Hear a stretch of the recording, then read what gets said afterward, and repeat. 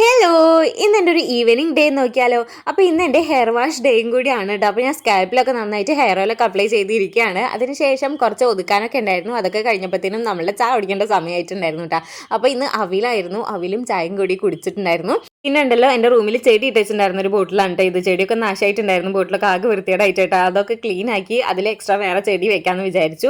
അപ്പോൾ ഈ ഒരു ചെടി ഞാൻ നമ്മുടെ വീടിൻ്റെ മുറ്റത്ത് തന്നെ ഉണ്ടായിരുന്നു കേട്ടോ. അപ്പോൾ അതൊക്കെ പൊട്ടിച്ചു കൊടുന്നു. പിന്നെ ഇത് നമ്മളുടെ ഒരു മീനിന് ഇട്ട് വെച്ചിട്ടുണ്ടായിരുന്ന ബോട്ടിലാണ് കേട്ടോ. 2 ഉണ്ടായിരുന്നു. അപ്പോൾ അതും ആകെ പൊടി പിടിച്ചിരിക്കുകയായിരുന്നു. മീനൊക്കെ ചത്തിട്ട് കാലം കയറിയിട്ടുണ്ടായിരുന്നു. അപ്പോൾ അതൊക്കെ ക്ലീൻ ചെയ്തു.